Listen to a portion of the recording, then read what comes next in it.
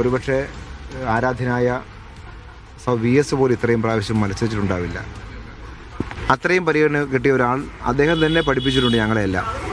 ഇതുപോലെ ഒരാൾ പാർട്ടിയെ ചതിച്ച് ഇങ്ങനെ നിലപാടിലേക്ക് എത്തിയാൽ എങ്ങനെയാണ് കമ്മ്യൂണിസ്റ്റ് പാർട്ടി അതുപോലെ വരുന്ന ആളുകൾ നേരിടേണ്ടതെന്നുള്ള കാര്യം സഖാവ് G. സുധാകരൻ തന്നെ മുൻകാലങ്ങളിൽ കമ്മ്യൂണിസ്റ്റായി ഇരിക്കുമ്പോൾ ഞങ്ങളെ പഠിപ്പിച്ചിട്ടുണ്ട്. കമ്മ്യൂണിസ്റ്റ് പാർട്ടിയെ സംബന്ധിച്ചിടത്തോളം ആ പാഠങ്ങൾ പഠിച്ചവരാണ് ഞങ്ങളെല്ലാം. ശക്തമായി ജനങ്ങളെ വിശ്വാസത്തിലെടുത്ത് ജനങ്ങളെ അണിനിരത്തി ശക്തമായി ഇത്തരം കാര്യങ്ങൾ നേരിട്ട് മാത്രമേ കമ്മ്യൂണിസ്റ്റ് പാർട്ടി മുൻകാലത്ത് പോയിട്ടുള്ളൂ. അതുപോലെ തന്നെ കമ്മ്യൂണിസ്റ്റ് പാർട്ടി ശക്തമായി മുന്നോട്ട് പോവുകയും ചെയ്യും. അതായത് കഴിഞ്ഞ കുറച്ച് നാളുകളായി G. സുധാകരൻ ഇതിനു വേണ്ടിയുള്ള നീക്കങ്ങൾ നടത്തുന്നുണ്ട് എന്നാണോ താങ്കൾ കരുതുന്നത്? നിങ്ങൾ മാധ്യമപ്രവർത്തകർ തന്നെ നിങ്ങൾക്കറിയുമല്ലോ എന്തെല്ലാമാണ് ഉണ്ടായിട്ടുള്ള കാര്യം എന്നുള്ള കാര്യം. എന്തുകൊണ്ടാണ് ഒരു മാസമായി അമ്പലപ്പുഴയെക്കുറിച്ച് ഇങ്ങനെ ചർച്ച നടന്നുകൊണ്ട് എന്തുകൊണ്ടാണ്? അതെല്ലാം ഏത് തരത്തിൽ ക്രിയേറ്റ് ചെയ്യപ്പെട്ടതാണെന്ന് മാധ്യമപ്രവർത്തകർ നിങ്ങൾക്ക് തന്നെ അറിയാം. ഞാനത് വിശദീകരിക്കേണ്ട കാര്യമൊന്നുമില്ല. അവഗണന നിങ്ങളുടെയൊക്കെ ഭാഗത്ത് ഉണ്ടായിട്ടുണ്ട്. കാരണം അദ്ദേഹം നിങ്ങളുടെയൊക്കെ നേതാവായിരുന്നു. അദ്ദേഹം ഈ ഒരു പദവിയിൽ നിന്നെല്ലാം ഒഴിഞ്ഞു വന്നിട്ട് അദ്ദേഹത്തിനൊരു മാന്യമായൊരു സ്ഥാനം, ഒരു വർഗ്ഗബഹുജന സംഘടനകളുടെ പരിപാടി പോലും കൊടുക്കുന്നില്ല എന്നുള്ളതായിരുന്നു അദ്ദേഹത്തിൻ്റെ പരാതി. അതെ, ഞാനത് അധികമായി ഇപ്പോൾ ഞാൻ പറയാൻ ഉദ്ദേശിക്കുന്നില്ല. ഞാൻ പറഞ്ഞല്ലോ 2 രംഗം കൂടി അവതരിക്കാനുണ്ട്. അതിനുശേഷം വേണമെങ്കിൽ വിശദമായി ഞാൻ പാർട്ടിയോട് ചോദിച്ചിട്ട് പറയാം. സ്ഥാനാർത്ഥിത്വം പ്രഖ്യാപിച്ചു കഴിഞ്ഞു. അപ്പോൾ അങ്ങനെ ഒരു സ്ഥാനാർത്ഥിത്വം പ്രഖ്യാപിച്ച് മുതിർന്ന നേതാവ് പാർട്ടിയിൽ നിന്ന് മാറി വരുമ്പോൾ അത് ഏതെങ്കിലും രൂപത്തിലുള്ള ക്ഷീണമാവോ? പാർട്ടി അണികൾ ഏത് ഭാഗത്തായി അങ്ങയുടെ പാർട്ടി അണികൾ പാർട്ടിയുടെ ഭാഗത്തായിരിക്കും. അത് ആര് സ്ഥാനാർത്ഥിയായാലും, ഞാൻ സ്ഥാനാർത്ഥിയായാലും സഖാവ് G. സുധാകരൻ സ്ഥാനാർത്ഥിയായാലും പാർട്ടി അണികൾ പാർട്ടിയുടെ പക്ഷത്തായിരിക്കും, പാർട്ടി ചിഹ്നത്തിലായിരിക്കും. തീർച്ചയായിട്ടും. തിരിച്ചടിയാകില്ല എന്നാണോ അങ്ങ് കരുതുന്നത്? ഒരു 15 ആൾ പോലും ഈ അമ്പലപ്പുഴ ഏരിയയിൽ പാർട്ടിയിൽ നിന്ന് പോകില്ല. ഈ പണ്ട് VS-ന് ഒരു ഘട്ടത്തിൽ പാർട്ടി സ്ഥാനാർത്ഥിത്വം നിഷേധിച്ച ഒരു സമയത്ത് G. സുധാകരൻ തന്നെ പറഞ്ഞൊരു വാക്കുണ്ട്, ഈ എല്ലാ കാലവും എല്ലാവർക്കും മത്സരിക്കാൻ പറ്റില്ലല്ലോ എന്ന്. അതിപ്പോൾ സ്വയം തിരിഞ്ഞു പോവുകയാണ്. എന്നോട് ചോദിക്കേണ്ടത് രാവിലെ അവിടെ ചോദിച്ചാൽ പോരായിരുന്നു ഈ ചോദ്യം. അപ്പോൾ ഉത്തരം കിട്ടിയാ? ഈ 3 തവണ സിറ്റിംഗ് MLA-മാരായുള്ള ആളുകൾ ഇപ്പോഴും മത്സരിക്കുന്നുണ്ട്. അവർ കാശിക്ക് പോകാനാണോ മത്സരിക്കുന്നുള്ള മറു ചോദ്യം കൂടെ G. സുധാകരൻ ചോദിക്കുന്നുണ്ട്.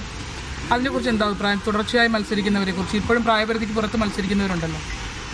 അതല്ല, ഞാനിപ്പോൾ കഴിഞ്ഞ പ്രാവശ്യം സ്ഥാനാർത്ഥിയായത് ഞാൻ പാർട്ടിയുടെ അടുത്ത് പോയിട്ട് എന്നെ സ്ഥാനാർത്ഥിയാക്കണമെന്ന് പറഞ്ഞിട്ടല്ല. ഞാൻ സ്ഥാനാർത്ഥിയാകുന്ന സമയത്ത് അമ്പലപ്പുഴ മണ്ഡലത്തിൽ സെക്രട്ടറി ആയിട്ട് ഞാൻ വർക്ക് ചെയ്തുകൊണ്ടിരിക്കുമ്പോഴാണ് സ്ഥാനാർത്ഥിയാവുന്നത്. അത് കേരളത്തിൽ മൊത്തം 33 മണ്ഡലങ്ങളിൽ പുതിയ സ്ഥാനാർത്ഥികൾ നിശ്ചയിക്കാൻ പാർട്ടി സംസ്ഥാന കമ്മിറ്റി മത്സരിപ്പിക്കാൻ സംസ്ഥാന കമ്മിറ്റി തീരുമാനിച്ചു. അമ്പലപ്പുഴയിൽ അദ്ദേഹം മത്സരിക്കുന്നില്ല എന്ന് പാർട്ടി നിശ്ചയിച്ചപ്പോൾ പകരം എൻ്റെ പേരാണ് നിശ്ചയിച്ചത്. അതിനു മുമ്പ് ഒരാഴ്ച മുമ്പ് അദ്ദേഹത്തോട് ഞാൻ പോയി സംസാരിക്കുകയാണ്, ഇലക്ഷൻ സെക്രട്ടറി എന്നുള്ള നിലയിൽ. കാരണം ആ സമയത്ത് നോർമലി അദ്ദേഹം തന്നെയായിരിക്കും സ്ഥാനാർത്ഥി എന്നൊരു പൊതു ധാരണയാണ് നമുക്കുണ്ടായിരുന്നത്. ഞാൻ പോയി സംസാരിച്ചത് ചുവരെഴുതാൻ ആവശ്യമായ ഏർപ്പാടുണ്ടാക്കട്ടെ, അപ്പം അതിന് മുന്നേ പ്രാവശ്യം ചുവരെഴുതിയ ആൾക്കാരെ വിളിക്കട്ടെ എന്നാണ് ഞാൻ പോയി ചോദിക്കുന്നത്.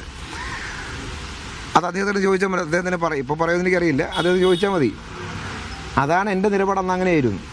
അദ്ദേഹം കേരളത്തിൽ മൊത്തം 33 ആളുകൾ മാറിയ കൂട്ടത്തിൽ അദ്ദേഹം ഇവിടുന്ന് മാറി, പകരം ഞാനാണ് സ്ഥാനാർത്ഥിയാവും നല്ലതെന്ന് പാർട്ടി പൊതുവെ തീരുമാനിച്ചു. എന്നെ സ്ഥാനാർത്ഥിയാക്കി, ഞാൻ ജയിക്കുകയും ചെയ്തു. കേരളത്തിൽ 33 സീറ്റുകളിൽ 32 പേരും ജയിച്ചു. അങ്കമാലി സീറ്റ് ഒഴിച്ച് ബാക്കി മുഴുവൻ സീറ്റും ജയിച്ചു. അതാണ് കേരളത്തിലെ അനുഭവം.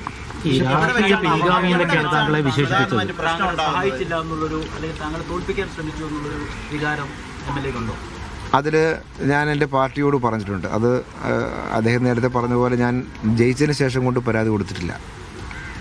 വോട്ടിങ് കഴിഞ്ഞ് കൗണ്ടിങ്ങിന് മുമ്പ് സ്വാഭാവികമായിട്ടും എൻ്റെ അനുഭവങ്ങൾ പാർട്ടിയോട് പറഞ്ഞു. അത് ഒരു കമ്മ്യൂണിസ്റ്റുകാരൻ എന്ന നിലയിൽ, വ്യക്തിപരമായി സ്ഥാനാർത്ഥി എന്ന നിലയ്ക്ക് മാത്രമല്ല, ഒരു കമ്മ്യൂണിസ്റ്റുകാരൻ എന്ന നിലയിൽ നമ്മൾ പാർട്ടിയുടെ ശ്രദ്ധയിൽ കൊണ്ടുവരേണ്ട കാര്യം തന്നെയാണ് ആ കാര്യം. അതിലൊന്നും എനിക്ക് യാതൊരു വ്യത്യാസവും കരുതിയില്ല. അതെന്തെല്ലാം ഉണ്ടായി എന്നുള്ള കാര്യം ഞാനൊരാൾ കൊണ്ട് കൊടുത്തപ്പോൾ പാർട്ടിക്ക് തോന്നി എന്നാൽ പിന്നെ ശരി എന്ന് പറഞ്ഞ് ഞാൻ കൊടുത്തതിനകത്ത് താഴെ ഒപ്പിട്ട് തന്നതല്ല പാർട്ടി വിശദമായി അന്വേഷിച്ചു. ഇവിടുത്തെ പ്രവർത്തിച്ച മൊത്തം മണ്ഡലം കമ്മിറ്റി മെമ്പർമാരുടെ അടുത്ത് വന്ന് പരിശോധിച്ചു. അപ്പോൾ അതിൻ്റെ എല്ലാ റിപ്പോർട്ട് ഞാൻ പറയേണ്ട കാര്യമില്ല, പാർട്ടിക്കകത്ത് ഞാൻ പറഞ്ഞ കാര്യവും പറയേണ്ട കാര്യമില്ല.